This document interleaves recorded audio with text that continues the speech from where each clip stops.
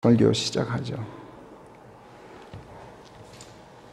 부려진 씨 싹트게 합시다. 오늘의 설교 제목입니다만은 본문은 사도행전 16장 후반부 말씀 중반 부분이죠. 말씀을 본문으로 삼았습니다. 좀 길긴 한데 전에 읽은 지 꽤 오래됐으니까 11절부터 40절까지 우리 한 목소리로 읽고 설교를 시작하기로 하겠습니다. 11절부터 시작. 그리하여 우리가 트로아에서 닻을 노리고 직항로로 사모드라키아에 당도하였고 그 다음날 네아폴리스에 이르렀으며 거기서 또 마케도니아 지역의 주도이면서 식민지인 빌립보에 이르러 그 성읍에 우리가 며칠 머물게 되었더라. 그리고 안식일에 우리가 성읍 밖으로 나가서 늘 기도를 드리곤 하던 강가로 갔더라. 그리고 그곳에 함께 나와 있던 여인들에게 우리가 앉아서 말씀을 전하였더라. 그때 두아티라 성읍 출신의 자단 장수로 평소에 하나님을 경배하고 있던 루디아라는 이름의 한 여인이 있다가 우리 이야기를 듣게 되었는데 주께서 그녀의 마음을 열어주셔서 그녀가 바울에게서 전해지고 있는 것들을 귀 기울여 듣더라. 그리고 그녀와 그녀의 가족이 침례되었는데 그때 그녀가 우리에게 간청하여 말하기를 내가 주께 신실하다고 당신들이 판단했거든 내 집에 와서 머무소서 하더라. 그리고 그녀가 우리를 강권하더라. 또 이런 일이 있었으니 우리가 기도하러 갈 때 차문의 영에 사로잡혀 있어 점을 쳐서 자기 주인들에게 돈을 벌어다주는 한 처녀가 우리와 맞닥뜨린 것이라. 그녀가 바울과 우리를 따라오며 외쳐 말하기를 이들은 지고하신 하나님의 종들이니 이들이 우리에게 구원의 도를 가르치고 있도다 하더라. 그녀가 이렇게 하기를 여러 날 계속하더라. 그러나 바울이 가슴 아파하며 그 영에게 말하기를 예수 그리스도의 이름 안에서 내가 네게 명령하노니 그녀에게서 나오라 하더라. 그러자 바로 그 시각에 그녀에게서 그것이 나가는 것이더라. 그리하여 그녀의 주인들이 자기네 돈벌이가 가망없게 된 것을 보고 바울과 실라를 붙잡아 그들을 저작거리로 끌고 가 간원들에게 데려갔다가 그들을 또 행정관들에게로 데리고 가서 말하기를 이 사람들은 유대인들인데 우리 성읍에 이루 말할 수 없이 말썽을 일으키고 우리 로마인들로서는 받아들일 수도 지킬 수도 없는 불법적인 관습을 가르치나이다 하더라. 이같이 그 무리가 일제히 들고 일어나 이들을 고발하니 행정관들이 이들의 옷을 찢어 벗기고 이들에게 채찍을 가하도록 명령하더라. 그리하여 그들이 이들에게 여러 대 채찍을 가한 뒤에 이들을 투옥하고 간수에게 잘 지키도록 명령하더라. 그 간수가 이런 명령을 받자 이들을 깊숙한 감방에 쳐놓고 또 이들의 발을 착고에 단단히 채워놓더라. 그런데 한밤중에 바울과 실라가 하나님께 기도하고 그 찬송가를 부르니 죄수들이 그것을 듣더라. 그러자 거기에 갑자기 큰 지진이 일어나 그 감옥의 기초들이 흔들리더니 그 즉시 모든 옥문들이 열리는 것이었고 모든 사람의 포박이 풀리는 것이더라. 그리하여 감옥의 간수가 잠이 깨어 옥문들이 열린 것을 보고는 죄수들이 도망쳤으리라고 지레짐작하고 칼을 뽑아 자결하려고 하는 것이더라. 그러나 바울이 큰 소리로 외쳐 말하기를 자해하지 말라. 우리가 모두 여기 있느니라 하였더라. 그러자 그가 등불을 가져오게 하여 안으로 달려들어와서는 부들부들 떨면서 바울과 실라 앞에 꿇어 엎드렸다가 그들을 밖으로 데리고 나가 말하기를 어르신들이여 제가 구원받으려면 어찌하여야 하나이까 하더라. 이때 이들이 말하기를 주 예수 그리스도를 믿고 의탁하라. 그리하면 내가 구원받을 것이요 또 네 집이 그리 되리라 하였더라. 그리고 이들이 그와 그의 집에 있는 모든 사람들에게 주의 말씀을 전하였더라. 그러자 그가 그날 밤 그 시각에 이들을 데리고 가서 이들의 상처를 씻어주더라. 그리고 그와 그에게 딸린 모든 자들이 곧바로 침례되더라. 그리고 그가 이들을 자기 집으로 데리고 간 뒤 그의 집안 모든 사람들과 함께 하나님을 믿고 안긴 가운데 기뻐하며 이들 앞에 음식을 차리더라. 그리고 날이 밝자 행정관들이 부관들을 보내어 말하기를 이 사람들을 풀어주라 하더라. 감옥의 간수가 이 말을 바울에게 전하며 말하기를 행정관들이 사람을 보내어 어르신들을 풀어주라고 하였나이다. 그러므로 이제 떠나시어 평안히 가소서 하더라. 그러나 바울이 그들에게 말하기를 그들은 우리가 로마인들인들여 공개적인 재판으로 유죄 여부를 가리지도 않고 우리를 때리고 감옥에 쳐 넣었느니라. 그런데 이제 와서 그들이 우리를 슬며시 밀어낸다는 것이냐? 절대로 안 되나니 그들이 몸소 와서 우리를 데리러 나가라 하라 하였더라. 부관들이 이 말을 행장들에게 보고하니 이들이 로마인들이라는 것을 듣고 두려워하더라. 그리하여 그들이 와서 간청하여 이들을 데리고 나가며 이들이 그 성읍에서 떠나주기를 바라더라. 이같이 하여 이들이 감옥에서 나와 루디아의 집으로 가니라. 그리고 이들이 형제들을 만나니 그들이 이들을 위로하더라. 그런 뒤에 이들이 떠났더라. 예. 지금 읽은 것처럼 제2차 전도 여행 중에 바울과 실라가 빌립보에서, 그러니까 마케도니아의 주도라고 되어 있어요.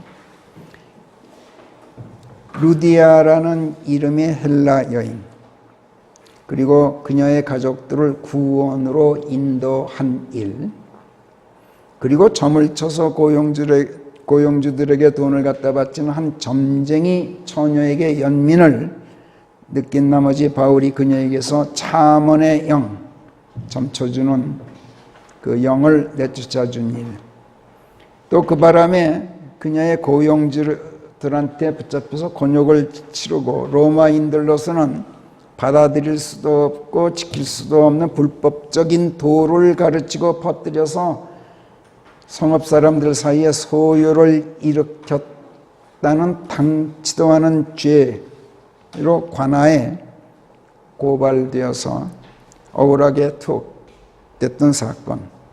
그런데 그 투옥 중에 일어난 이적을 보게 된 감방 간수와 그의 가족들을 또 구원으로 인도하게 되었던 일. 이렇게 서너 가지 상이한 서로 다른 사건들이 기록되어 있는 대목입니다만은 언뜻 보면은 이런 사건들이 서로 상이한 사건들 같지만 이 상이한 사건들을 통해서 무엇인가 한 가지 공통되는 중요한 사실을 오늘 성령께서 우리에게 조명해 주고자 하십니다. 성령께서 그렇다면 무엇을 우리에게 가르쳐 주고자 하시는지 오늘 말씀에 귀를 기울여 보도록 하죠.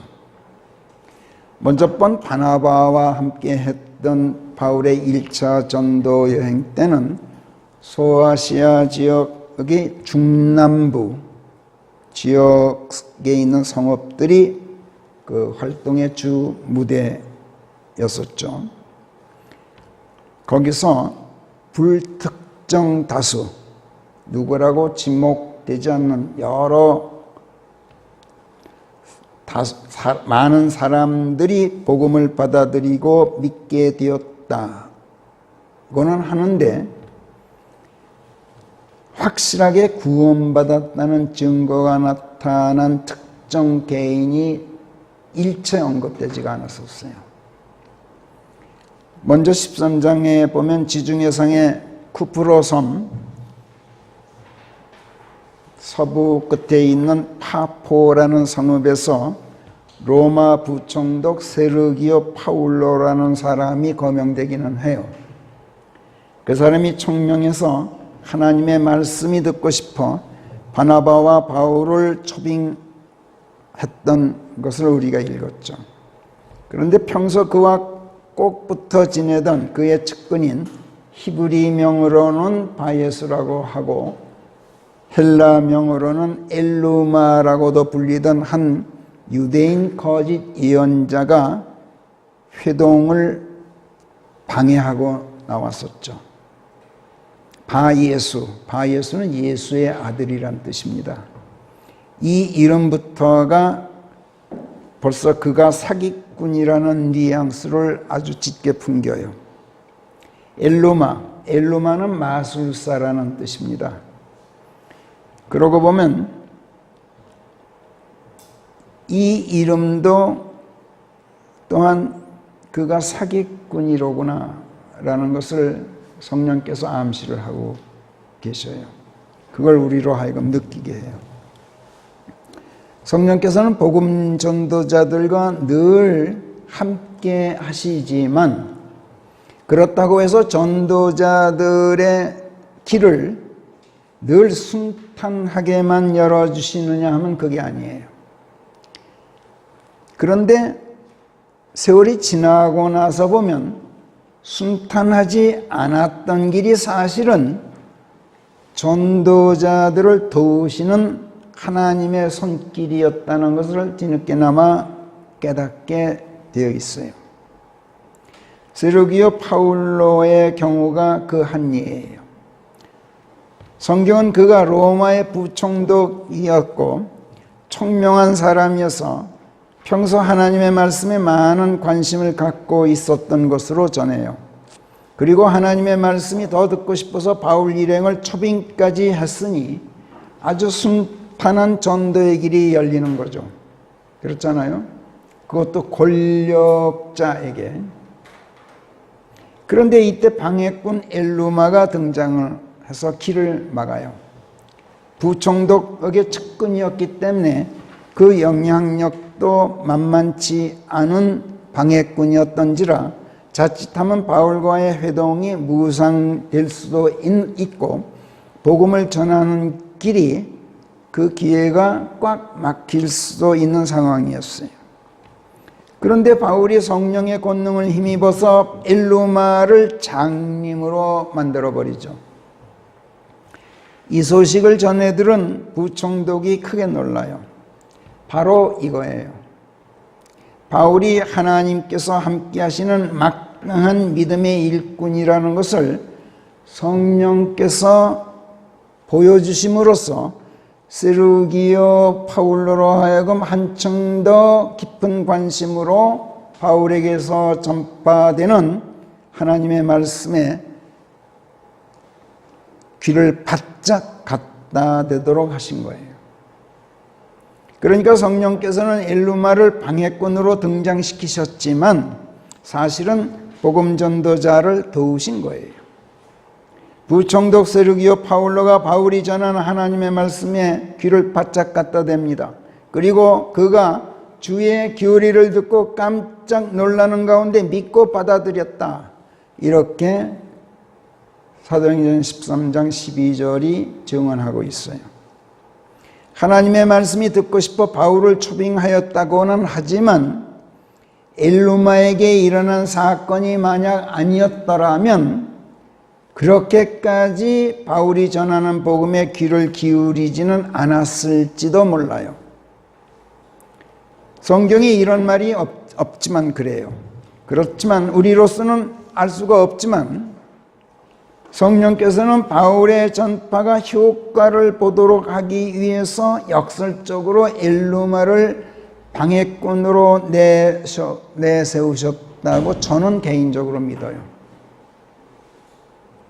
아무튼 세르기오 파울로는 바울을 통한 하나님의 교리에 깜짝 놀랍니다. 하나님의 교리란 하나님의 가르침을 얘기해요.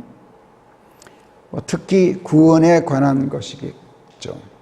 그리고 예수 그리스도의 죽으심의 의미, 십자가의 의미, 그 목적, 그리고 십자가가 우리에게 던지는 그런 의미들을 가르쳤겠죠. 하나님의 어떤 교리에 그가 그렇게 깜짝 놀랐는지는 성경이 구체적으로 밝히지는 않아요. 또 그가 하나님의 교리에 깜짝 놀라는 가운데 믿고 받아들였다라고 쓰고는 있지만 그렇다고 해서 그가 이때 확실하게 구원받고 거듭나게 되었느냐? 그 증언도 이 대목에 전혀 기록되어 있지가 않아요. 하나님의 말씀을 믿고 받아들였다고 해서 그가 확실하게 구원받았다고 성급하게 단정할 수는 없어요. 왜냐? 구원은 오직 하나님께서 하시는 일이지 사람이 믿고 안 믿고에 달린 문제가 아니기 때문에 그래요. 그가 믿었다, 하나님의 말씀을 받아들였다. 그러니까 구원받았다. 그런 공식은 성립하지가 않아요. 사람 편에서 복음을 믿고 받아들여서 구원이 이루어진다면 이건 구원이 사람의 행위로 말미암는다는 얘기가 되고 말아요. 구원이 사람의 행위로 말미암는다면 이건 하나님의 은혜가 아니라 사람의 공로라는 얘기가 돼요. 그렇다면 이것은 구원 체계에 대한 성경의 지극히 기본적인 교리에 반해요. 구원이 사람의 행위로 되는 게 아니라 하나님의 은혜로 된다는 말은 곧 구원하는 권능의 주체가, 구원의 주체가 인간이 아니라 사람이다, 이런 뜻이에요. 사람이 믿고 받아들이는 것은 정신작용이니까 이건 행위가 아니다. 그래서 사람이 믿고 받아들이면 구원받는다라고 주장하는 사람들이 기독교란 종교에서는 다 그렇게 가르쳐요.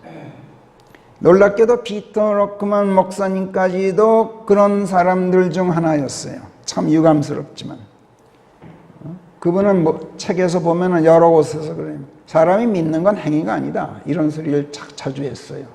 그건 정신작용이기 때문에 그렇다. 믿고 받아들이는 것이 정신작용이라는 사실은 맞아요. 그러나 정신작용이기 때문에 행위가 아니다, 이 말은 틀려요. 몸이 움직이는 것만이 사람의 행위가 아니에요. 마음의 움직임도 행위예요. 생각도 행위예요. 심지어 감정도 행위예요. 설사 그렇지 않다 하더라도 사람의 마음의 움직임, 생각, 사람의 감정에 의해서 만약 구원이 이루어진다면 구원의 주체는 사람이라는 얘기가 되고 말아요. 그러면 하나님은 뭐야? 사람의 공로로 얻는 결과라면 하나님의 은혜로 되는 게 아니란 얘기가 돼요.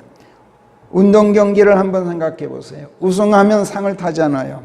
이때 받는 상이 은혜입니까? 아니면 선물입니까? 아니면 운동선수가 자기 힘으로 쟁취하는 결과물입니까?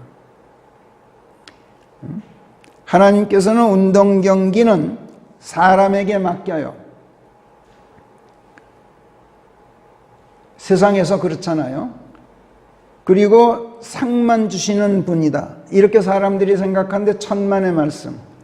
하나님께서는 그런 분이 아니에요. 하나님께서는 운동 경기에도 당신께서 하시고 상도 주시는 분이에요. 하나님께서는 운동 경기도 당신께서 몸소 하셔요.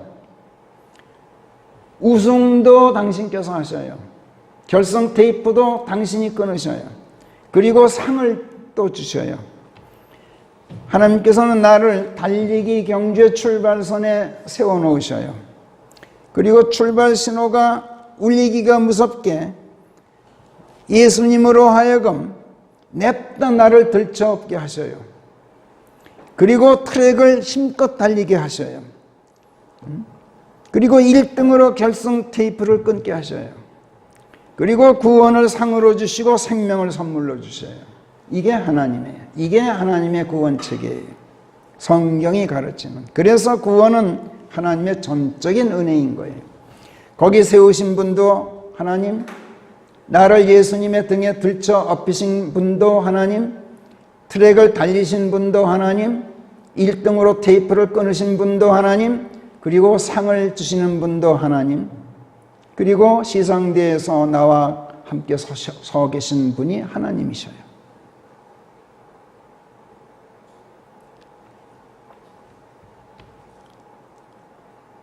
복음은 나를 구원의 출발선에 세우시는 하나님의 부르시며, 복음은 나를 부르시는, 어서 와서 여기 서라 이렇게 부르시는 하나님의 음성이 복음이에요. 이 부르심을 듣고도 출발선에 서지 않으면 이게 바로 복음을 거부하는 거예요. 출발선에 섰다 하더라도 예수 그리스도의 등에 업히기를 마다한다면 이건 그리스도의 믿음을 거부하는 거예요. 예수께서 허리를 굽히시고 어서 업혀라. 그런데 싫어요. 내가 달릴게요. 이거는 예수 그리스도의 사랑을 거부하는 것이고 믿음을 거절하는 거예요. 그리고 내가 내 힘으로 트랙을 나 혼자 달려. 이거는 내 행위로 구원의 트랙을 달리는 짓이에요. 그러고도 내가 결성 테이프를 끊을 수 있다고 생각한다면 이것이 바로 내가 믿는 정신작용이에요. 나는 할 수 있어. 내가 얼마든지 내 힘으로 달려서 결성 테이프 내가 끊을 거야 라고 생각하는 게 내가 믿는 거란 말이야. 이게 정신작용이야. 그리고 상을 탈 수 있다고 생각한다면 하나님께서 상을 주신다는 말씀을 들었어요. 그렇다면 이게 바로 하나님의 말씀을 내가 받아들인 거예요. 내가 테이프를 끊어. 근데 상을 주신대. 좋아.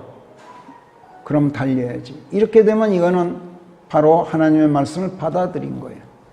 문제는 그러고도 내가 결성 테이프를 과연 끊을 수 있느냐 하는 거예요.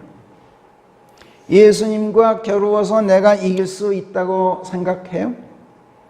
복음을 믿고 받아들였다면 부르심에 응해서 출발선에 나와 서도록 이끄시는 성령 하나님의 이끄시는 그 손길을 뿌리치지 말아야 하고, 호루라기 소리가 나기 무섭게 나를 예수 그리스도의 등에 업히시는 그분의 손길에 나를 그냥 내맡겨야 하고, 나를 들쫓고 달리시는 예수님께 밀착해서 그분의 등에 딱 달라붙어 있어야 하고, 그대로 끝까지. 그래야 구원의 결성 테이프를 끊게 돼요. 세르기오 파울로가 하나님의 말씀을 믿고 받아들였어요. 예수 그리스도의 등에 업혔는지 혼자 힘으로 달렸는지 모르지만 결성 테이프를 끄는 것은 그러나 아니었어요. 그러니까 그가 이때 확실하게 구원받았다고 말하는 것은 성급한 단정이란 말이에요. 그가 만약 자기 힘으로 달려서 결성 테이프를 끊고 구원의 상을 타야겠다고 생각하고 만약 예수님의 등에 업히시는 성령의 손길에 자기 자신을 맡기지 않았다면 그는 단연코 구원에 실패했을 거예요. 그런데 그가 어떻게 했는지에 대해서는 성경이 함구해요. 짐작컨대 그는 아마도 몇 번 실패했을지도 몰라요. 그 뒤로도. 그는 아마도 실패를 여러 번 거듭한 끝에 언젠가 그를 예수님의 등에 업히시는 성령의 손길에 순종하고 그 손길에 자신을 맡기게 되었을지도 몰라요. 그리고 마침내 예수 그리스도의 등에 업힌 가운데 구원의 결성 테이프를 끊는 데 성공했을지도 몰라요. 제가 감히 이런 추측을 해보는 까닭은 저 자신이 지난날 그랬기 때문에 저를 돌아보고 하는 말씀이에요. 저는 구원의 출발선에 세우시는 성령의 부르심에 응하지 않은 것만도 한두 번이 아니었어요. 출발선에 서기는 했지만 예수님의 등에 업히기를 마다했던 것도 한두 번이 아니었어요. 제 힘으로 힘껏 달려본 것도 한두 번이 아니었어요. 그 결과 구원받는 데 실패하기를 34년 동안 반복했어요.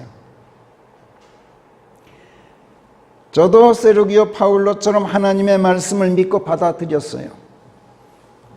저는 그것만으로도 충분히 구원받는 줄로 알았어요. 다들 그렇게 가르쳤어요. 아니, 저는 구원받았다고 믿었어요. 사람들도 다 그렇게 인정해 줬어요. 목사들도 그랬고 전도사들도 그랬고 장로라는 사람들, 집사라는 사람들, 교회 식구들 모두가 그랬어요. 그러나 아니었어요. 저는 어느 날 구원의 출발선에 다시 불러 세우시는 성령 하나님의 손길을 강렬하게 느꼈어요. 그뿐만이 아니라 성령께서는 나를 강압적으로 예수님의 등에 업히셨어요. 그때 저는 그 강력한 힘에 굴복하지 않을 수가 없었고 저를 들쫓고 냅다 달리시는 예수님의 등에 찰싹 들러붙어 있을 수밖에 없었어요.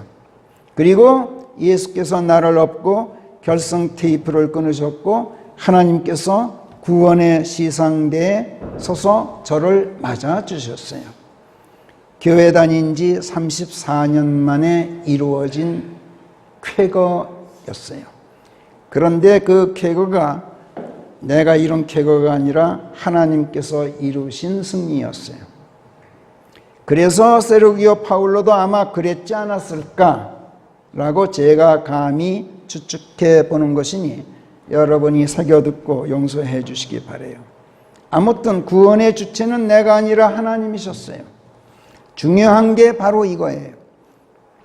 내가 믿고 안 믿고가 정신작용이 아니라 행위가 정신작용이기 때문에 행위가 아니라는 것이 중요한 게 아니라 구원의 주체가 사람이 아니라 하나님이시고 그렇기 때문에 하나님의 은혜라는 사실이 진실이고 하나님의 은혜가 아니면 누구도 구원받는 데 성공하지 못한다는 성경의 교리가 진리다 하는 이것이 중요하단 말이에요. 내가 믿어서 구원받는다면 오늘 믿은 내가 내일 만약 생각을 바꾸고 안 믿게 된다면 구원은 취소되고 오늘 받은 구원이 내일은 무효화된다는 얘기가 되고 말아요. 그렇다면 이게 무슨 구원이에요? 예수 그리스도의 보혈이 오늘은 구원의 능력이 있었는데 내일은 아무 능력도 없게 될 수도 있단 말입니까? 그렇다면 이게 무슨 보혈의 능력입니까? 그래서 세르기오 파울로는 하나님의 교리에 크게 감명받고 믿고 받아들였지만 이 자체만으로 그가 확실하게 구원받았다 이렇게 단정할 수는 없단 말이에요. 물론 그가 믿고 받아들인 것이 구원으로 바로 이어졌을 가능성은 있어요.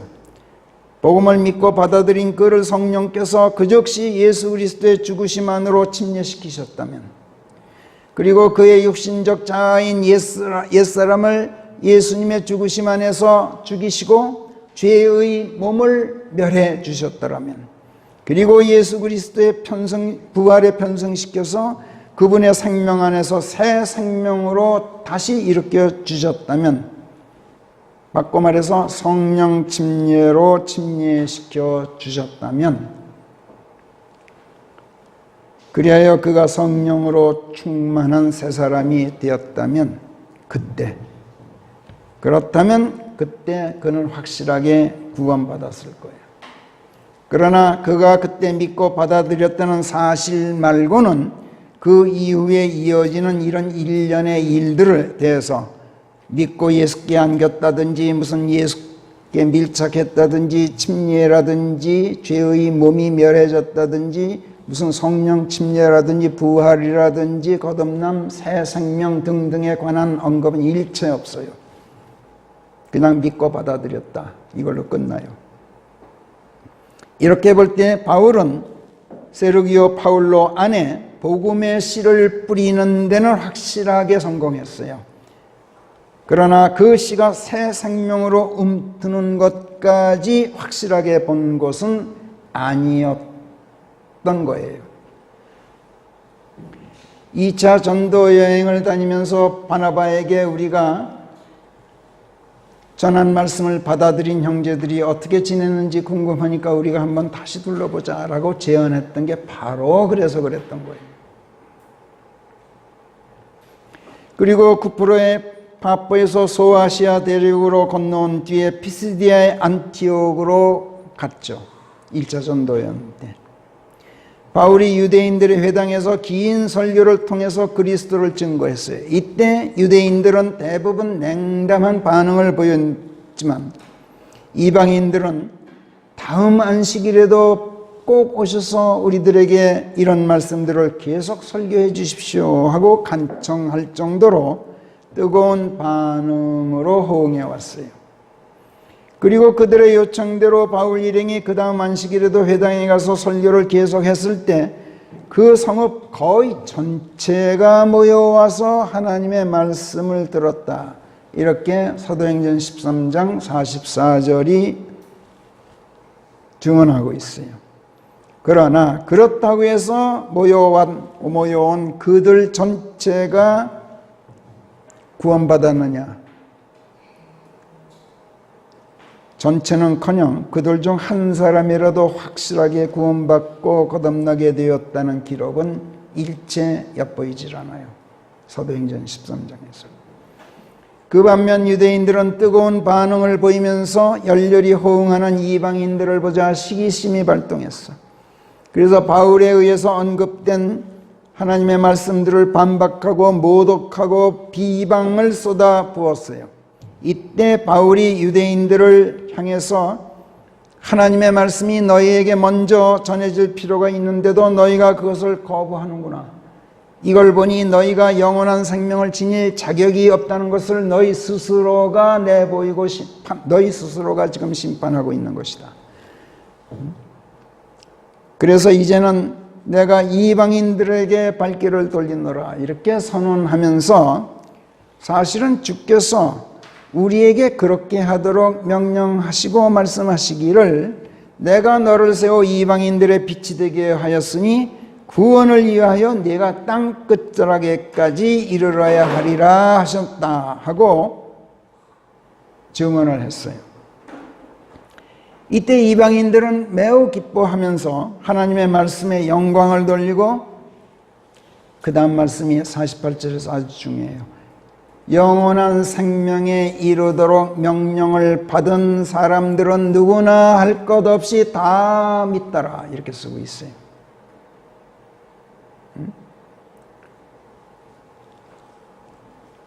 바꿔 말해서 성령께서는 유대인들을 복음의 방해꾼들로 사용하시고 그들의 방해가 도리어 이방인들을 열렬한 호응으로 이끌어내는데 활용하셨어요.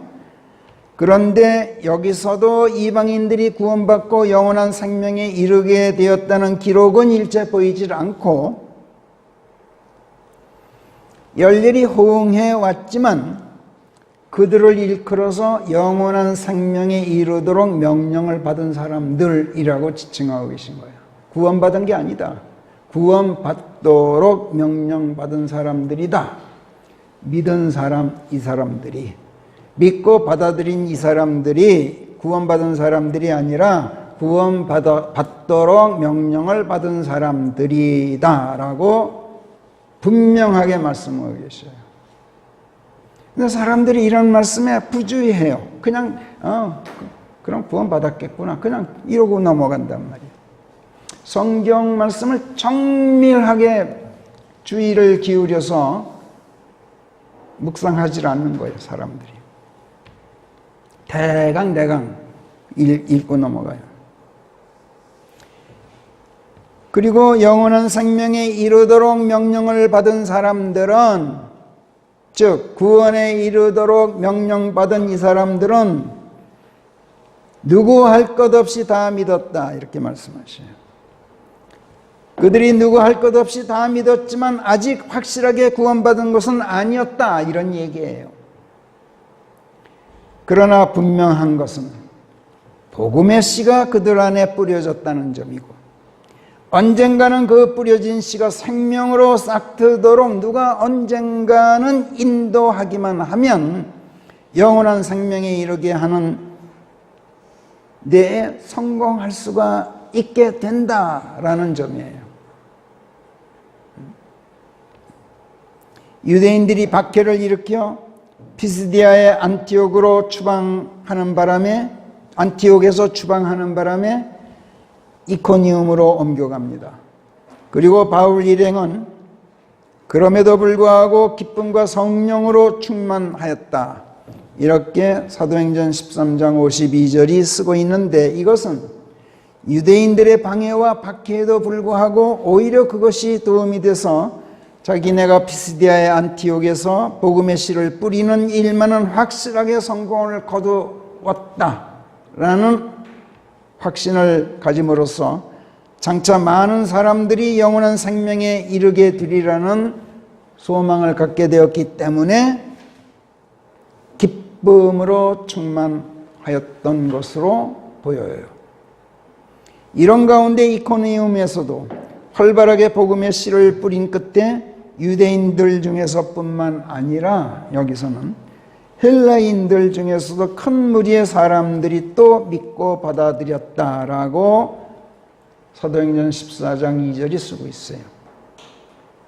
그러나 그뿐 누가 확실하게 구원받았다는 기록은 일체 없고, 여기서도 유대인들이 돌을 던지기로 모의했다는 것을 알고 루스드라와 더베 등지로 피신하게 돼요. 이 또한 복음 전파의 길을 순탄하게만 인도하시지 않는 성령의 깊은 뜻이 엿보이는 대목이에요. 이렇게 해서 바나바와 함께 했던 바울의 1차 전도 여행이 마무리돼요. 그리고 출발지였던 시리아의 안티옥으로 귀환하였는데, 사도행전 14장 27절은 이들이 도착하고 교회가 모두 한자리에 모이자 하나님께서 그들과 함께 행하셨던 모든 일들과 그분께서 이방인들에게 믿음의 문을 어떻게 열어주셨는지에 대해서 자세히 설명하였다, 이렇게 쓰고 있어요. 하나님께서 구원의 은혜를 베푸셔서 이런 결실을 얻었다라고 쓰고 있는 게 아니라 하나님께서 믿음의 문을 열어주셨다라고 보고했어요. 믿음의 문을 열어주셨다. 바꿔 말해서 복음을 믿고 받아들인 이방인들이 이제 구원의 문턱을 넘어서 믿음의 문으로 들어가도록 성령께서 인도하시는 일만 남게 되었다. 지금 문턱까지는 왔다. 이제 문도 열렸다. 이제는 누군가가 문 안으로 이끌고 들어가는 일만 남았다. 이렇게 보고했던 거예요. 그리고 사도행전 16장으로 넘어와서 신라를 대동하고 바나바 대신 제2차 전도 여행길에 오르게 되는데, 이때 최초로 유럽 대륙에 발을 들여놓고 마케도니아의 빌립보에 이르러서 거기서 비단장수 루디아를 만나게 되는 사건이 오늘 읽었던 본문 첫 대목에 나와요. 그런데 이 여인에 대해서 사도행전 16장 14절은 이렇게 써요. 평소에 하나님을 경배하고 있던 루디아. 그리고 이 여인이 바울이 전하는 복음을 듣던 중에 주께서 그녀의 마음을 열어주셔서 그녀가 바울한테서 전해지는 것들을 귀 기울여 들었고 그녀와 그녀의 가족이 침례되었다라고 쓰고 있어요. 물론 여기서 말하는 침례는 성령 침례가 아니라 물 침례를 말하는 것이겠지만, 베드로전서 3장 21절이 말씀하는 바 하나님을 향한 선한 양심의 응답으로서의 물침례, 즉 예수 그리스도의 죽으심 안으로 침례되어서 죄의 몸이 멸하여지고 그분의 부활의 편성에서 새 생명으로 일으켜지는 성령 침례가 이루어진 다음에 이것을 하나님께 감사드리면서 자기가 확실하게 구원받았다는 것을 선한 양심으로 하나님께 고하면서 동시에 이것을 또 다른 사람들 앞에서 가시적으로 선언하고 증거하기 위한 물침례란 말이에요. 물침례에는 회개의 물침례가 있고 이처럼 하나님을 향한 선한 양심의 응답으로서의 물침례가 있어요. 그러니까 전자의 경우 그러니까 침례인 요한이 행했던 요단강에서 행했던 회개의 침례는 예수 그리스도께로 발길을 옮기도록 이끄는 물침례였어요. 그러나 루디아의 경우 또는 사도행전 10장에서 우리가 본 코넬료의 경우의 물침례는 성령 침례가 이루어진 뒤에 그것을 하나님께 감사하면서 하나님, 제가 이제 확실하게 성령 침례로 구원받고 영생을 얻게 되었습니다. 감사합니다. 라고 거짓 없는 선한 양심으로 하나님께 고하는 물침례였단 말이에요. 이렇게 두 가지로 나뉘어져요, 물침례가. 그녀가 침례된 뒤에 바울 일행에게 이렇게 말합니다. 내가 주께 신실하다고 당신들이 판단했거든 내 집에 와서 머무소서. 이렇게 강권했다고 쓰고 있어요. 하나님께 신실하다. 이 말은 하나님께서 인정해 주실 만하다. 하나님께서 믿어 주실 만큼 자기의 언행에 거짓이 없다. 이런 뜻이에요. 루디아는 복음을 믿고 받아들였을 뿐만 아니라 그리스도의 죽으심만으로 침례시켜서 그분의 죽으심 안에서 자신의 옛사람을 죽이고 죄의 몸을 멸하도록 인도하시는 성령의 손길을 뿌리치지 않았어요. 그리고 그 이끄심에 자신을 온전히 맡겼어요. 이것을 하나님께 감사하고 물침례 의식을 통해서 자기가 확실하게 구원받았다는 것을 선한 양심으로 하나님께 고하고 감사를 드렸던 거예요. 처음부터 끝까지 모든 과정이 사실은 하나님께서 친히 주관하셨던 거예요. 그러니 자기가 드리는 감사의 진실성, 선한 양심의 응답에 추호도 거짓이 없다는 것을 하나님께서 어찌 모르시겠습니까? 자, 이것을 자기가 하나님께 신실하다고 당당하게 선언하고 있는 거야, 스스로. 그리고 성령의 명령으로 복음 전도 여행에 나선 당신들이 과연 하나님의 믿음의 일꾼이라면, 예수 그리스도의 사도라면 어찌 이것을 당신들이 모르시겠소? 그러니 내가 하나님께로부터도 인정받고 하나님께서도 믿어주실 만큼인 그런 사람이 되었다는 것을 당신들은 알아보았을 겁니다. 다시 말해서 나도 당신네들과 똑같이 이제 하나님의 가족이 되었습니다. 당신과 나는 딴 남이 아니라 한 식구입니다. 그러니 그것을 우리 집에 와서 머물므로써 확인해 보이십시오. 만약 나를 멀리한다면 당신들은 내가 나를 구원으로 인도해 놓고도 한 식구로 인정하지 않는 것이 되지 않습니까? 그러니 내 집에 와서 머물러 주십시오. 이렇게 요구하고 간청했던 거예요. 단순한 대접이 아니에요. 이거는 루디아만 그런 게 아니라 성경을 읽어보면 코넬료도 그랬고, 코넬료도 베드로한테 며칠만이라도 더 묵어주십시오. 이렇게 간청했던 걸 우리가 읽어요. 그게 뭐야? 당신과 내가 한 식구라는 걸 확인하십시오. 나는 하나님의 가족으로서 하나님 앞에서는 당당합니다. 당신들은 어떻게 생각합니까? 이런 요구였던 거예요.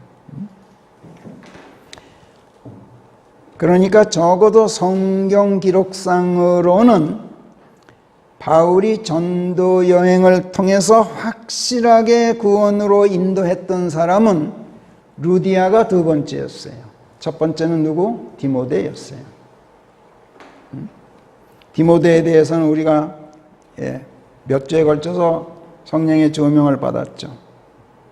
디모데는 이미 구원받고 거듭난 그의 조모 로이스, 그리고 그의 어머니 유니케로부터 예수 그리스도에 대한 증거와 복음을 많이 들어온 터였기 때문에 루스드라에서 바울과 처음 상면하였을 때 확실하게 구원받고 거듭나 있는 것은 아니었지만 복음에 대해서는 귀가 익은 상태였어요. 그래서 바울이 디모데에게 복음을 새삼스럽게 들려줄 필요는 없었지만, 그러나 그렇다고 구원 이미 받은 상태가 아니었기 때문에 그를 구원으로 인도하는 일은 바울이 행했다라는 것을 우리가 성령의 조명을 통해서 디모데후서 1장 6절 말씀을 통해서 확인을 했었어요. 기억나세요? 나는 내가 이것을 잊지 않도록 일깨운다. 내가 네게 내 두 손을 올려놓음으로써 내 안에 하나님의 은혜가 있게 되었다. 하나님께서는 두려움의 영이 아니라 권능의 영, 사랑의 영, 건전한 생각의 영을 우리에게 주셨다. 그때 내가 성령을 받았다. 그때 내가 구원받은 것이다. 그 성령을 잠재워 두지 말고 깨워 일으켜라. 이렇게 디모데후서 1장 6절에 썼단 말이야. 그리고 그런 다음에 디모데를 곳곳에서 내 아들, 내 사랑하는 친아들 이렇게 지칭했던 것을 우리가 성경에서 확인했어요. 그래서 성경에서 그 이름이 거명될 만큼 바울을 통한 성령의 역사하심으로 확실하게 구원받은 사람은 디모데가 첫 번째이고 루디아가 두 번째예요. 그런데 두 사람 다 공통점이 뭐예요? 이들이 바울을 통해서 하나님을 처음 알게 된 게 아니라는 점이에요. 여기에 우리가 주목해야 돼요. 또 바울한테서 복음을 처음 듣게 된 것도 아니라는 점이에요. 성경에서 디모데가 처음 언급되는 사도행전 16장 1, 2, 3절에서 성경은 그에 대해서 이렇게 쓰고 있어요. 디모데에 대해서. 그 뒤 그가 더베와 루스트라로 갔는데 바울이 거기에 디모데라는 이름의 어떤 제자가 있었으니 믿는 한 유대인 여인의 아들이더라. 그러나 그의 부친은 헬라인이더라. 그가 루스트라와 이코니움의 형제들에게 평판이 좋았더라. 그를 바울이 앞으로는 자기가 데리고 다녀야 한다고 생각하였더라. 그리고 그 고장에서는 유대인들로 인하여 그를 데려다가 그 고장에 사는 유대인들 때문에 그를 데려다가 할례를 행하였으니 이는 그의 부친이 헬라인이라는 것을 그들이 다 알고 있었기 때문이었다. 이렇게 쓰고 있어요.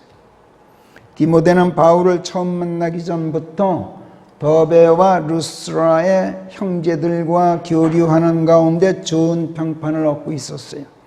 그래서 바울은 그에게 복음을 새삼스러워 전할 필요가 없었고 그래서 그에게 안수함으로써 디모데를 성령으로 침례되도록 곧바로 인도했어요.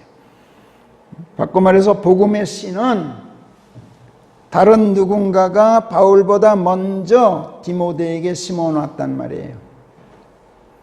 그것이 그의 할머니 로이스였는지 어머니 유니케였는지 몰라요. 또는 더베와 루스트라의 형제들 중 누구였을 수도 있어요. 그러나 그의 안에 뿌려진 복음의 씨는 비로소 바울에 의해서 싹이 텄어요. 바울을 통해서 역사하시는 성령의 손길로 드디어 싹이 텄단 말이야. 디모데가. 그런데 루디아의 경우도 그랬단 말이야. 그래서 디모데와 루디아의 공통점이 바로 이거예요.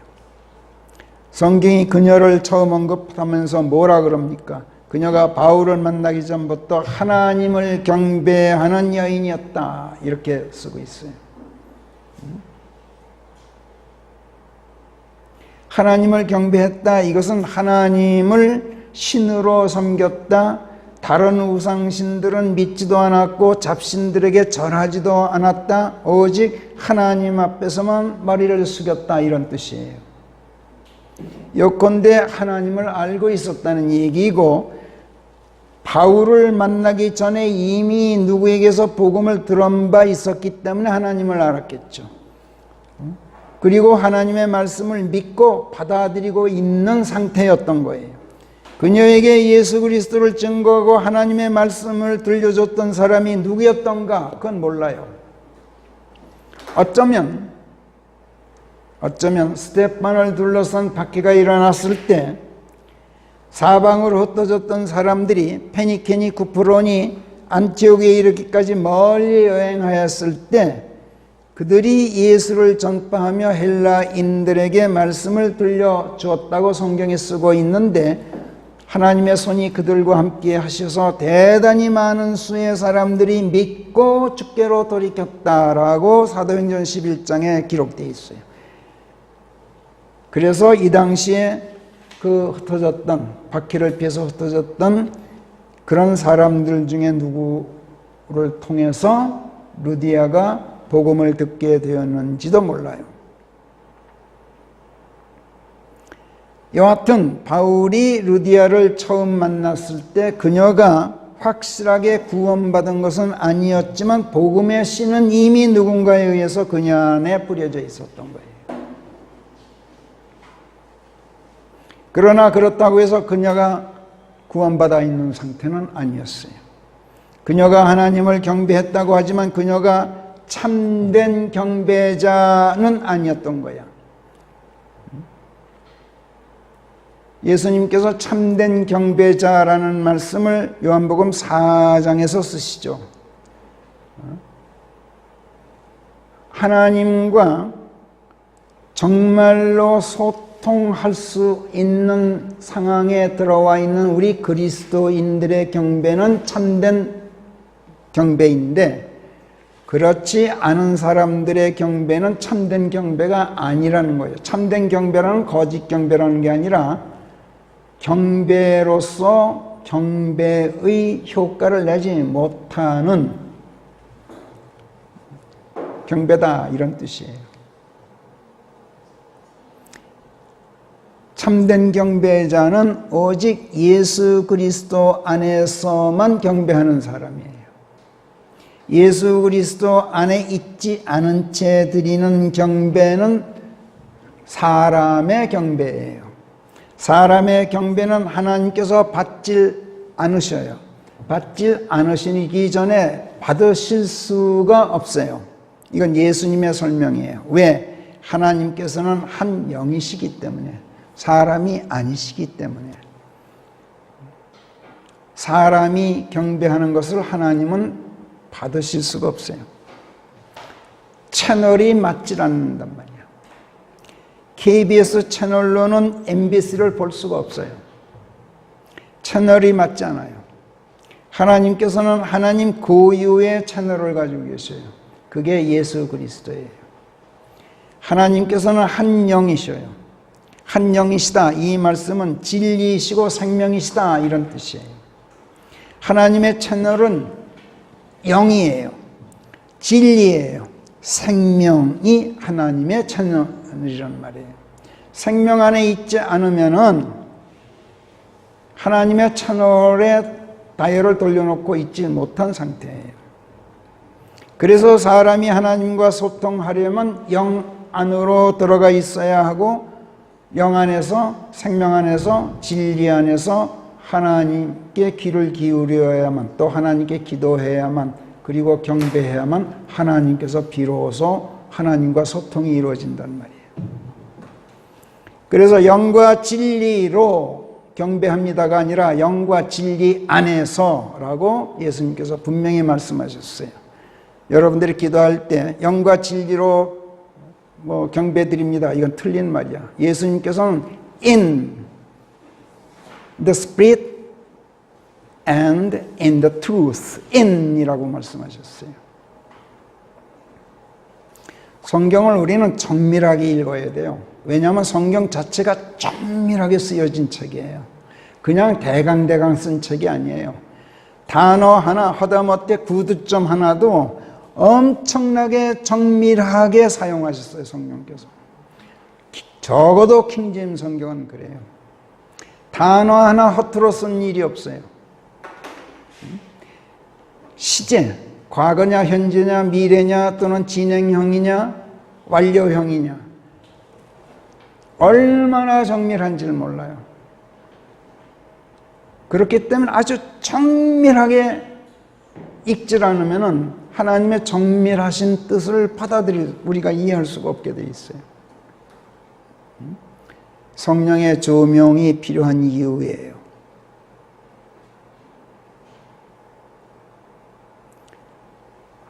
사람의 채널은 세상에 맞춰진 채널이에요.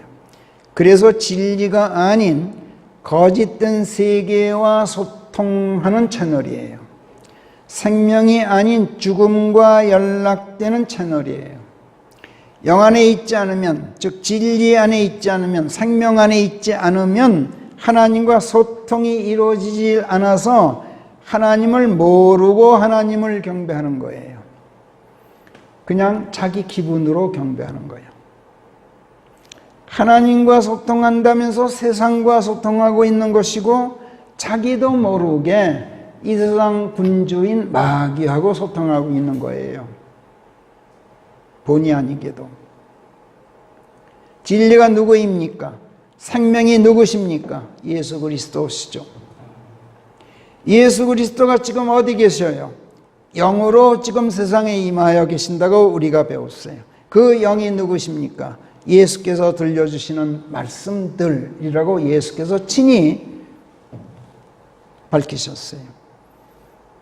하나님과 소통하려면 그 영, 그 생명, 곧 예수께서 육신으로 입고 계신 하나님의 말씀들 안에 거하고 있어야 돼요. 그래서 기도하면서 주 예수 그리스도의 이름 안에서 기도합니다라고 우리가 하나님께 고하는 거예요. 영 안에서, 진리 안에서, 생명 안에서 하나님과 소통할 수 있는 채널에 맞춰놓고 드리는 기도이니까 하나님 네 이 기도 못 들었다고 딴청 부리지 마십시오라고 하나님께 확인 드리는 말씀이에요.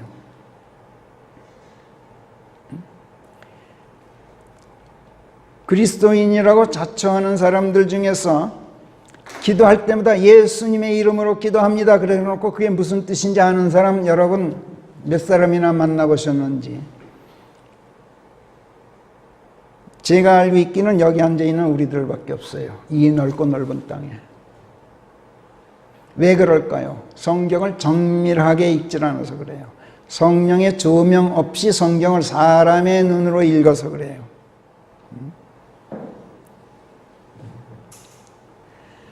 하나님과 정확하게 채널을 맞춘 상태에서 영 안에서, 진리 안에서, 생명 안에서, 예수 그리스도 안에서, 하나님의 말씀 안에서 하나님과 완전한 소통이 이루어진 상태에서 드리는 경배가 참된 경배예요. 이거를 예수께서 요한복음 4장에서 밝히셨어요. 사마리아 여인이 예수님께 말씀합니다. 우리 조상들은 이 산에서 경배드렸소. 근데 댁들은 말하기를 사람들이 마땅히 경배드릴 곳은 예루살렘에 있다고 합디다. 이때 예수님께서 여인이여 나를 믿으라. 그 시각이 오나니 곧 너희가 이 산도 아니요 예루살렘도 아닌 곳에서 아버지께 경배드리게 될 때라. 너희는 너희가 알지 못하는 것을 경배한다. 다시 말해서 틀린 채널에서 소통하는 그 소통이 누구인지 너희는 모르고 있다. 마귀란 걸 너희들이 모르고 있다. 우리는 우리가 경배하는 분을 안다. 왜? 정확하게 소통하고 있기 때문에. 구원이 유대인들에게서 기인하는 것은 그래서다. 유대인들은 적어도 기도만큼은 채널을 맞춰놓고 한다. 그러나 참된 경배자들이 영과 진리 안에서 아버지께 경배 드릴 때가 이제 오게 되어 있다. 곧 지금이다. 내가 와 있는 지금이다. 그래서 아버지께서는 당신에게 그렇게 경배 드릴 자들을 지금 찾고 계신다. 그런 다음에 이제 하신 말씀이 하나님께서는 한 영이시다. 그런즉 육신적 존재로서 그분을 상대할 생각하지 말아라. 상대되지도 않고 소통되지도 않고 하나님께서도 물론 하나님께서는 존재하신 분이니까 다 알고 계셔요. 그래도 알고 계셔도 받아들이시진 않는단 말이에요. 그런즉 그분께 경배 드리는 자들은 반드시 영과 진리 안에서인 그분께 경배 드려야 한다. 요한복음 4장 24절. 그 여인이 이때 비로소 예수님께 고백합니다. 그리스도라 불리는 메시아께서 오신다는 것을 제가 압니다. 그분께서 오시면 우리에게 모든 것을 들려주시겠죠. 이때 예수께서 지금 내게 들려주고 있는 그가 바로 나다. 내가 바로 그다. 네가 말하고 있는 그 그리스도가 바로 내 앞에 있는 나다. 그러자 그 여인이 어떻게 해요? 물동이 내팽개치고 마을로 허겁지겁 달려갑니다. 그리고 사람들에게 고합니다. 와서 이 사람을 보십시오. 내가 지금까지 행한 모든 사실들을 그가 속속들이 다 알고 있습니다. 이분께서 그 그리스도가 아니시면 누가 그리스도시겠습니까? 사람들이 달려나오죠. 루디아 안에는 복음의 씨가 뿌려져 있었어요. 그렇지만 그 씨가 생명으로 싹트지 않아서 그녀가 하나님을 경배했다고 하지만 그것은 사람의 경배였지. 말하자면 종교적인 경배였어요. 생명이 생명 안에서 하나님께 드리는 경배는 아니었던 거예요. 그녀 자신은 하나님께 경배한다고 경배했어요. 그러나 하나님께서는 그녀의 경배를 받고 계시지도 않았고 받으실 수도 없었어요. 물론 하나님께서는 모든 것을 아시는 전지하신 하나님이시므로 루디아가 아직 구원받고 영원한 생명이 이르지 못한 상태에서, 그래서 하나님과 채널이 맞지도 않는 상태에서 하나님을 경배하고 있다는 사실을 하나님께서 모르셨을 리가 없죠. 그리고 그녀의 경배를 받지 않으셨을지라도 그것을 멸시하지는 않으셨겠죠. 알고 계신 한.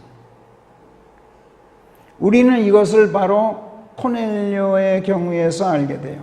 사도행전 10장 우리가 이미 배운. 카이사라에 코넬료라는 이탈리아 부대의 백부장이 있었어요. 평소에 온 가족과 함께 하나님을 경외하는 경건한 사람으로 많은 사람들에게 자선을 베풀고 늘 하나님께 기도하는 사람이었다. 이렇게 쓰고 있어요. 구원도 못 받는데 하나님께 기도하는 사람이었어요.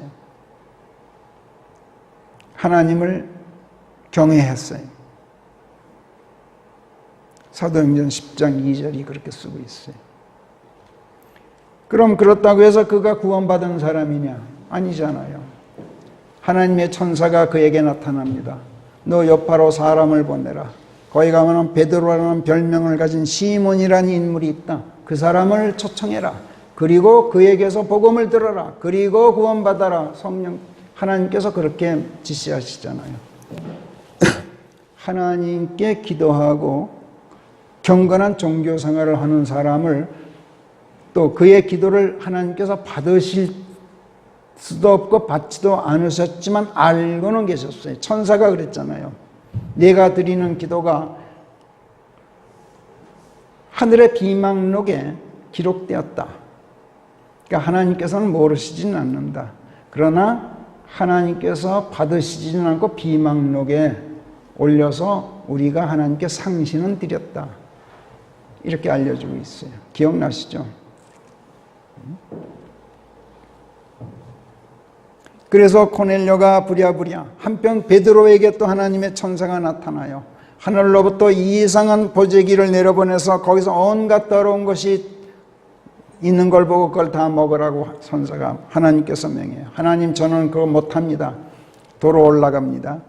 하나님께서 거룩하게 하신 것을 내가 더럽다 하느냐? 그러고 올라가요. 말하자면 코넬료를 이방인이라고 해서 네가 멸시하지 말아라. 더럽다고 하지 말아라. 내가 거룩하게 했다. 그러므로 코넬료 찾아가라. 이거를 암시했던 거예요. 나중에 베드로가 그걸 고백하잖아요. 나는 그게 참 이상한 미래상 중에 이상한 꼴을 다 봤는데 알고 보니까 결국은 이 말씀이었다는 걸 내가 깨닫게 되었어. 그래서 당신이 보낸 사람들을 만나자마자 내가 한 걸음에 당신께 달려왔어 하고서 복음을 코넬료에게 전하잖아요. 성경을 정밀하게 읽으면 참 깊고 재미있고 우리의 영과 혼을 그냥 망치로 두드리시 쿵쿵 두드려요. 한마디 한마디가 감동이 아닐 수가 없어요. 생명으로 다가와요. 한 말씀 한 말씀이. 하나님의 말씀이, 여러분, 하나님의 말씀이 생명으로 다가와야만 그 말씀이 치유의 권능을 발휘해요. 말씀이 살아서 나를 놓게 해줘야만 그게 나를 치유하는 힘이 된단 말이에요. 코넬료에게 복음의 씨를 누가 뿌렸는지는 모르지만 베드로보다 먼저 누군가가 씨를 뿌렸어요. 누군지는 알 길이 없어요. 그러나 그 복음의 씨가 싹을 트게 된 것은, 생명으로 움트게 된 것은 비로소 베드로를 통해서 성령께서 행하셨어요. 그리고 사도행전 10장 47절에서 베드로가 이렇게 선포합니다. 코넬료와 코넬료의 가족이 이제 전부 구원받은 뒤 직후예요. 이들이 우리와 마찬가지로 성령을 받았다. 그러니 위라서 물을 막고 이들이 침례되지 못하게 하겠느냐 이렇게 선포하고 물침례를 행해요. 그러니까 이 물침례는 뭐예요? 성령 침례, 이 뒤에 있었던 침례란 말이에요.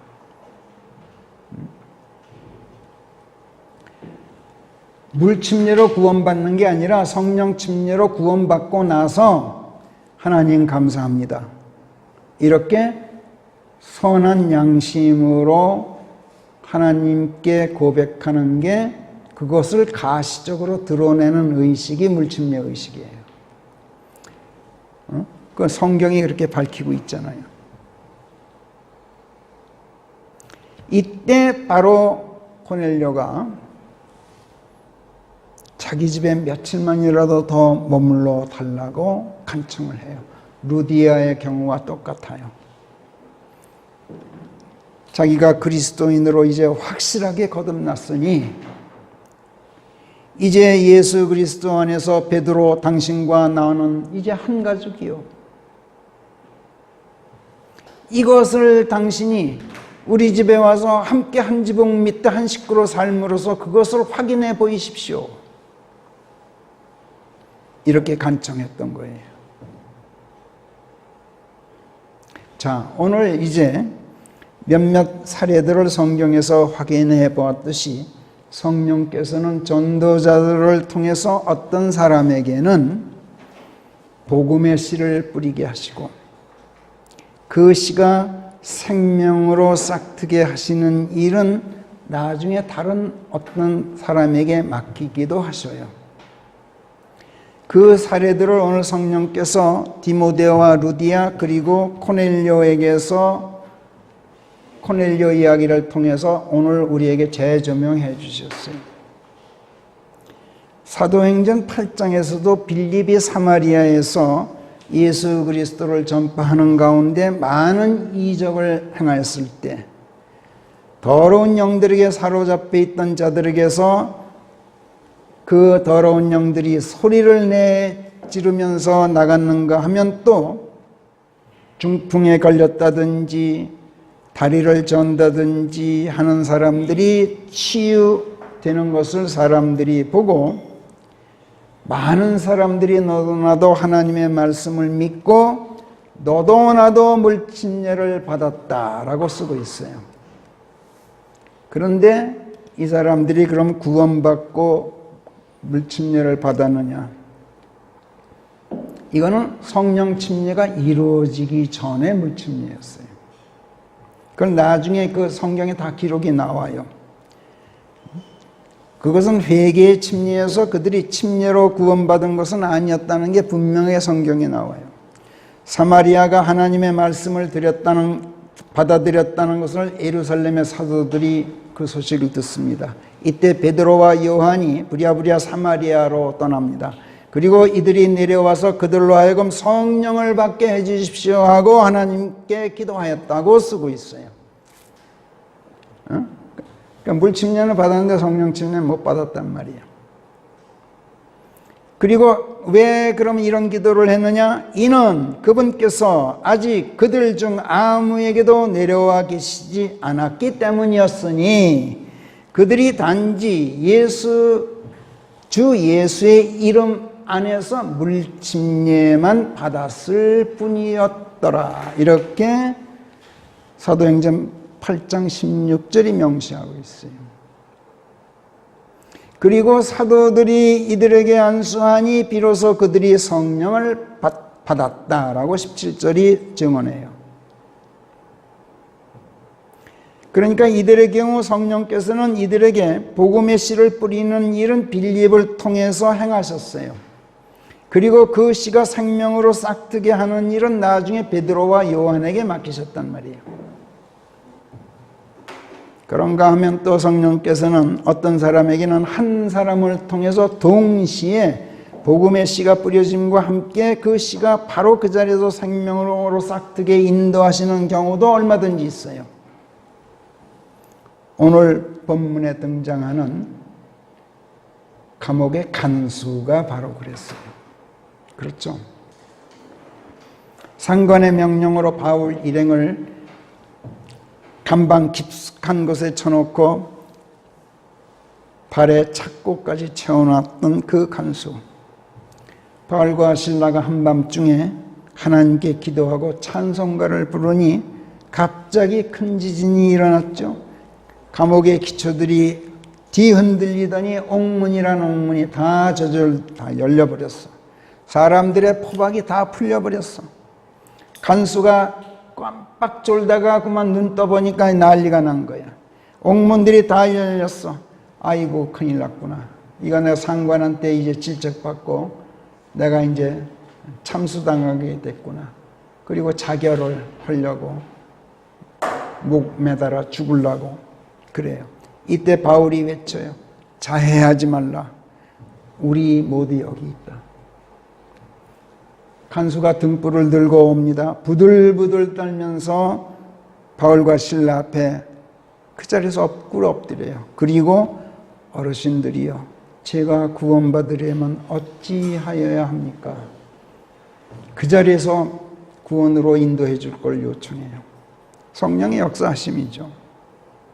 바울 일행이 바로 복음을 전합니다. 주 예수 그리스도를 믿고 그분께 의탁해라. 주 예수를 믿고 그분께 안겨라. 그분에게 밀착한 가운데 너 자신을 그분께 온전히 맡겨라.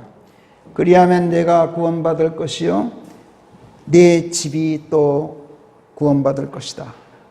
아주 간명하면서도 확실하게 그리고 정확하게 복음을 전해요. 예수 믿고 구원받으시오가 아니에요. 믿고 의탁하고 안기고 너 자신을 그분께 완전히 맡겨라.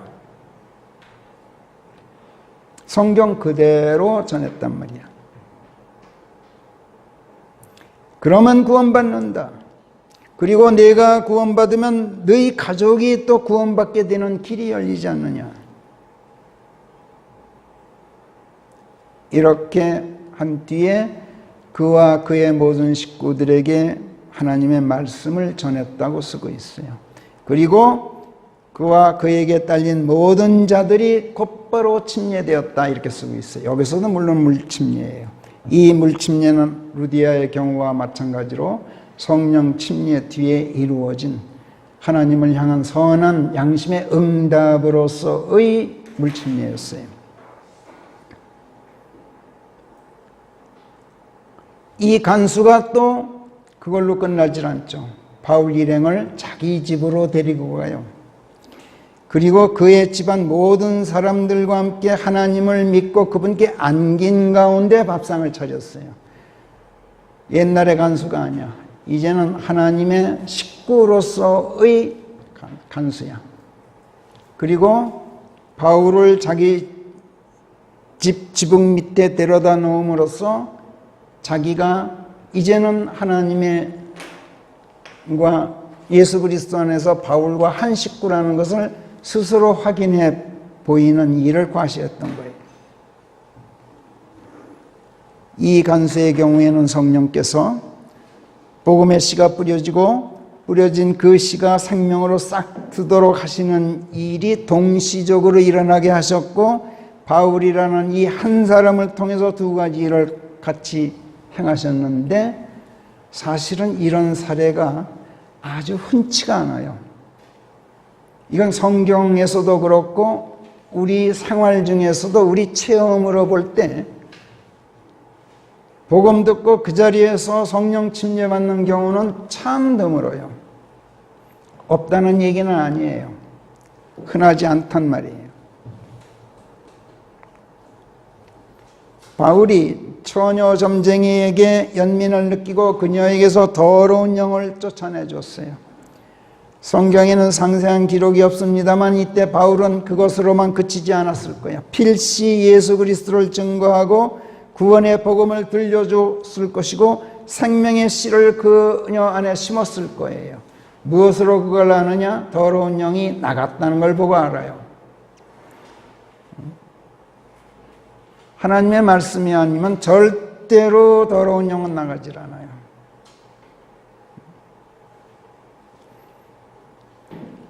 바울 일행을 보는 순간 이 전도자들을 보고 이 처녀가 뭐라 그래요? 지고하신 하나님의 종들이로구나. 이들이 우리에게 구원의 도를 가르치고 있도다. 이렇게 말할 수 있을 만큼 그야말로 영험한 영을 지니고 있었어요. 그러나 더러운 영이었죠. 귀신이 있었단 말이야, 그녀 안에. 근데 그런 영이 그녀에게서 나갔어요. 하나님의 말씀이 그녀 안으로 들어갔단 말이야. 어떻게? 바울이 전함으로써. 마귀는 예수 그리스도의 이름이 아니면 절대로 꿈쩍도 안 해요. 그러나 그렇다고 해서 그녀가 그 당장 구원받은 것은 아니었잖아요. 또 그녀가 언제 구원받게 되는지 이런 얘기는 일체 없어요. 그러나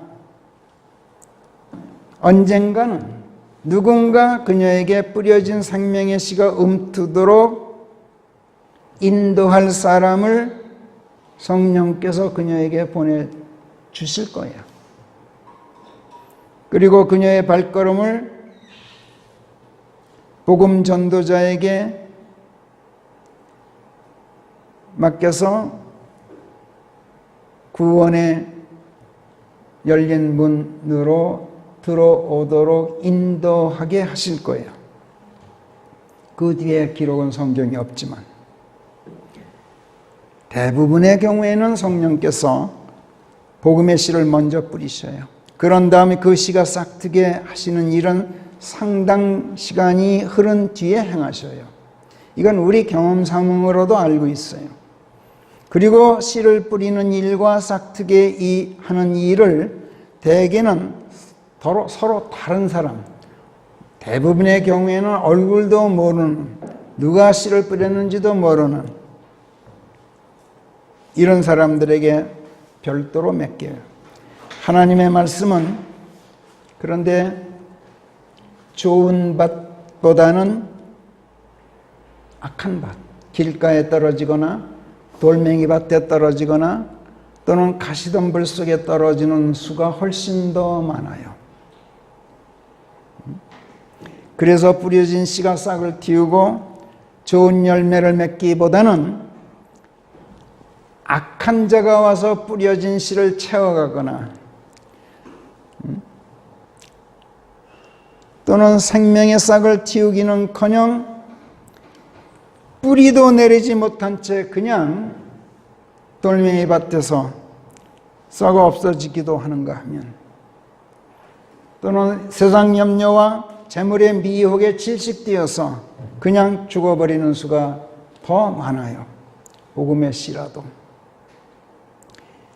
길가에 떨어졌으면 악한 새가 와서 채워가지 못하게 흙을 덮어주고 물을 줘야죠. 또 돌멩이 밭에 뿌려졌으면 돌멩이들을 치워 없애줘야죠. 가시덤불 속에 씨가 뿌려졌으면 가시덤불을 다 치워줘야죠. 그 일을 누가 할 거예요? 물론 성령께서 하셔요. 그러나 성령께서는 그 모든 일들을 우리를 통해서만, 우리 같은 그리스도인들을 앞세워서만 행하셔요. 우리는 바로 이 사명을 띈 사람들이에요. 우리나라만 보아도 기독교라는 이름의 종교 간판을 달고 있는 교회들 안에는 복음의 씨를 길가에 떨어지게 받은 사람들, 돌멩이 밭에 떨어지게 받은 사람들, 가시덤불 속에 떨어지게 받은 사람들로 득실거리고 있어요. 우리가 알고 있잖아요. 우리가 복음을 전할 때 나 교회 다닙니다 라고 말하는 사람들은 백이면 백 다 그런 사람들이에요. 저는 여태껏 교회 다닌다는 그런 사람들한테서 제가 구원받으려면 어찌하여야 합니까? 라고 물어온 사람을 한 번도 만난 적이 없어요.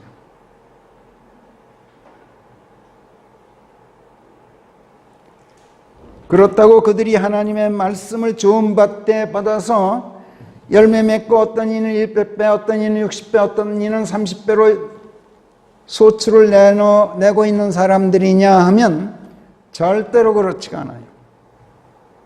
그것도 우리가 알고 있잖아요. 복음의 씨를 뿌리는 일도 중요해요. 그러나 뿌려진 복음의 씨가 생명으로 싹트게 해주는 일은 그것보다도 훨씬 더 중요해요. 그리고 절박해요. 교회 다니는다는 말에 여러분 풀죽지 맙시다. 교회 그 말에 우리가 복음 전파를 포기하고 발길을 돌려서는 절대로 안 돼요. 그 말에 도리어 성령께서 복음의 문을 열어주고 계시구나 하는 것을 우리가 깨닫고 용기를 내어서 담대하게 도전해야 돼요. 아까도 봤죠? 성령께서는 오히려 방해물을 앞에 놔요. 그리고 그 방해꾼이 결국은 나를 돕는 손길이 되도록 역설적으로 행하셔요.